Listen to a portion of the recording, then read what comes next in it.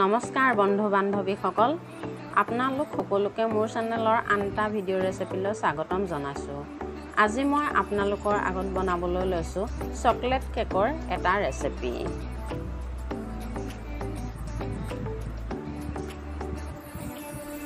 আহকচোন তেনেহ'লে পলম নকৰি ভিডিঅ'টো মাজলৈ যাওঁ। মইনো কেনেধৰণে বনালোঁ, কি সামগ্ৰী ল'লোঁ।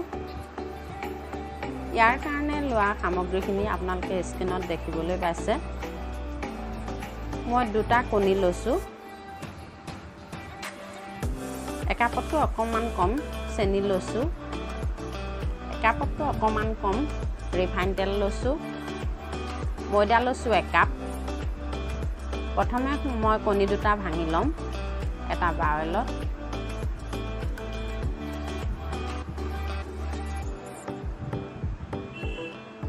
ভাঙি ল'লোঁ দুইটা, আৰু এইখিনি মই ভালকৈ মিক্স কৰি ল'ম।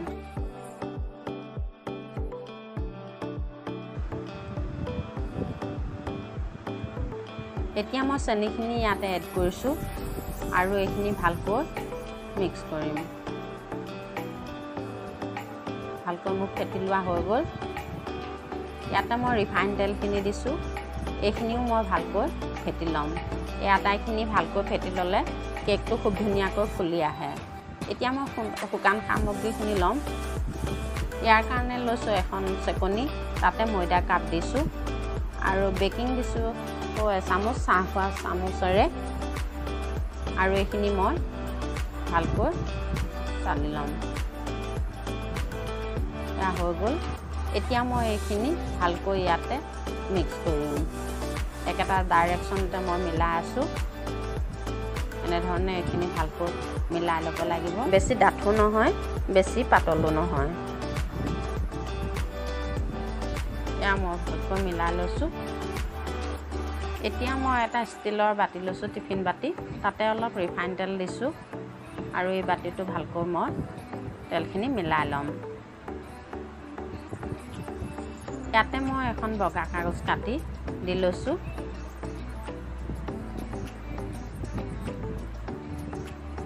ইয়াতো মই অকণমান ৰিফাইন তেল দিছোঁ।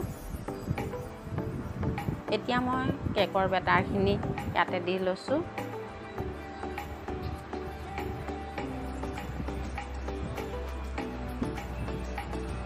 কেকৰ বেটাৰখিনি মোৰ দিয়া হৈ গ'ল।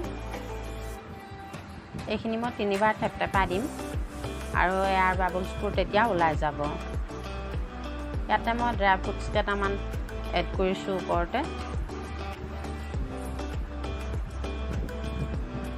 এতিয়া মই এখন কেৰাহী গেছত দিছিলোঁ আৰু 10 মিনিট মই ফ্ৰী হিট হ'বলৈ দি আছিলোঁ। এখন চচপেনৰ মুখনিও দিলোঁ আৰু তাতে বাতিটো বহাই দিলোঁ আৰু গেছটো একে ল' ফ্লেমত মই থৈ দিছোঁ। আৰু সম্পূৰ্ণ 40 মিনিটৰ পিছত মই খুলি চাইছোঁ। কেকটো খুব ধুনীয়াকৈ ফুলি আহিছে, ধুনীয়া হৈছে। আৰু মই এইটো চেক কৰি চাম এখন চুৰি কটাৰীৰ সহায়ত। মই চেক কৰি চাইছোঁ, অকণো লাগি অহা নাই, তাৰমানে মোৰ কেকটো হৈ গৈছে। এতিয়া মই গেছটো বন্ধ কৰি দিলোঁ আৰু এইটো ঠাণ্ডা হ'বৰ কাৰণে মই নমাই দিলোঁ। আৰু ঠাণ্ডা হোৱাত মই এতিয়া এখন চুৰি কটাৰীৰ সহায়ত কাকটো কাটি লৈছোঁ আৰু এতিয়া মই উলিয়াই ল'ম। এয়া উলিয়াই লৈছোঁ। খুব ধুনীয়া হৈছে। এতিয়া ইয়াতে মই চকলেট অলপ মেল্ট কৰিলোঁ আৰু ওপৰতে দিলোঁ, ওপৰতে ড্ৰাই ফ্ৰুটছ অলপ দিলোঁ। যিখিনি নেকি মোৰ কেমেৰা কৰা নহ'ল তাৰ কাৰণে মই দুখিত।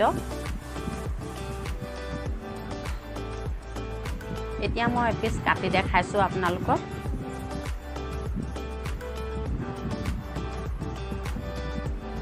খুব ধুনীয়া স্পঞ্জি হৈছে কেকটো, খাবলৈও খুব টেষ্টি হৈছিল।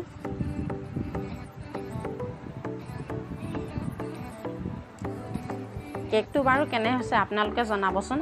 আজি মই এনেধৰণে কৰি চাইছিলোঁ।